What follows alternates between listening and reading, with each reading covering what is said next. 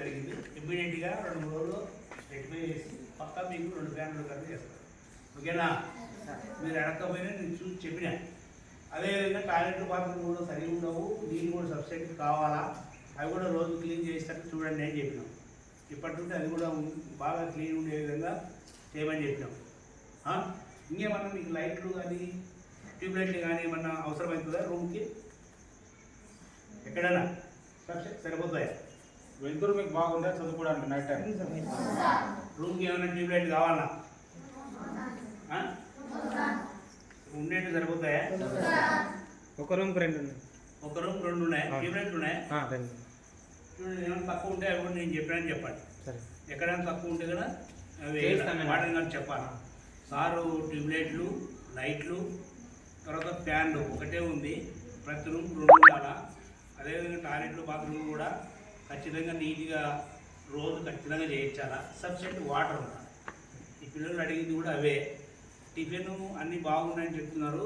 ఏవైతే లైటింగ్ తర్వాత ఫ్యాన్లు నైట్ టైం కావాలి. దోమలున్నాయి. ఇట్లా మీ సారు బడ్జెట్ వస్తుంది కదా, దాంట్లో రెక్టిఫై చేస్తారు. ఇంకేమైనా ప్రాబ్లమ్స్ ఉన్నాయా? మీకు ఏమైనా సీనియర్స్ జూనియర్స్ ఏమైనా ఇబ్బంది పెడతారా? అంత బాగున్నారు కదా? అందరూ దుప్పట్లు ఇబ్బంది ఉంది కదా? ప్లేట్లు గ్లాసులు ఉన్నాయి. టాయిలెట్లో బకెట్లు మగ్గులు చెప్తా. ఏమైనా అవసరం ఉంటే ఉన్నాయా? చెప్పండి అమ్మా, ఏమన్నా ఉన్నాయా లేదా? రైట్. ఒకవేళ ఏదైనా ఉంటే మీ సార్ చెప్పి ఇచ్చేపిస్తాను. మరి 1 వీక్ 2 డేస్ తర్వాత మరి వస్తాం.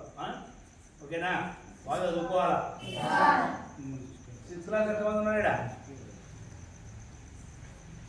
అంతా 6వ తరగతి.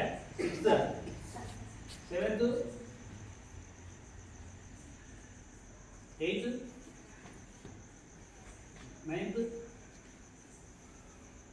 ఏమైనా తక్కువ ఉన్నారు? 9th tuition పోయినారా? లేదు సార్, 9th 10 మెంబర్స్ సార్. అవునా? తక్కువ. 10th క్లాస్ పిల్లలు మిగతా ట్యూషన్ పోయినారా? ఎంతమంది ఉన్నారు? 20 ఉన్నారు సార్. మన జనరల్